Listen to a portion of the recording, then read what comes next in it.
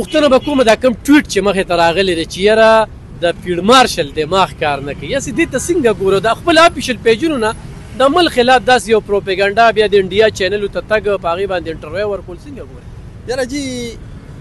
زه افسوس کوم که نه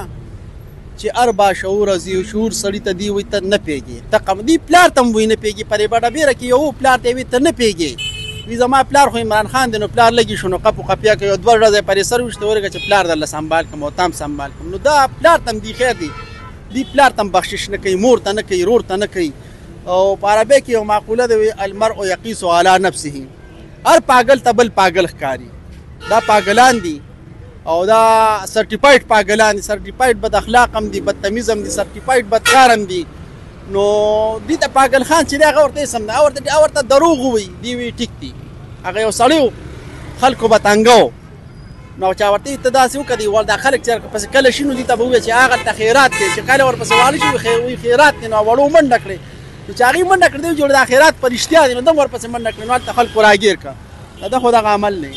او په دغه خپله خوله باندې وال خوري دا بچ کچ چې کم دی دا نسل چې کم دی دا فتنه چې کومه ده دی به وایي دا چې دا پلان کې هم لیونی څوک دی موږ ته پته لګي لیونی څوک دی او پیداوار یې کم دی هغه لیوني به موږ ته معلوم څوک چې ټویټونه کوي پوسټونه کوي یا په ایکس باندې شیر کوي را شیر کوي هغه موږ ته معلوم دي که نه او دا موږ ته معلوم دي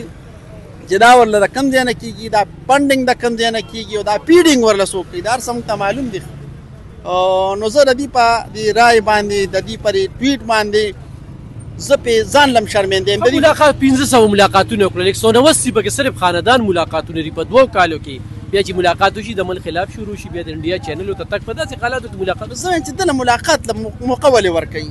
لکه شر شدت نور هم جوړېږي نو خو بس دغلته ولې ټول جیلیان نه دي پراته یوازې دې جرم کړی دی یوازې دې جیلي دي د دنیا په لکونو جیلیان په پاکستان کې پراته دي په بین الاقوام کې تاسو وګورئ نو هغه پراته دي نو څوک هم داسې شر او شدت نه کوي ولې د نواز شریف دا جیل نه دی خوړلی خان عبدالغفار خان جیل نه خوړلی آفتاب شیرپا مولانا فضل الرحمن صاحب جیل نه دی خوړلی دا جیل یوازې دا پړو چې نشي خوړی چې نه به دې کوو سیاست که نه دې کې به جیلې قید و بند به سزاګانې به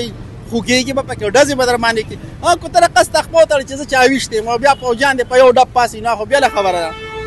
ټیک ده نو دا به وي په دې کې جیلونه خو لکه ځان به ټینګې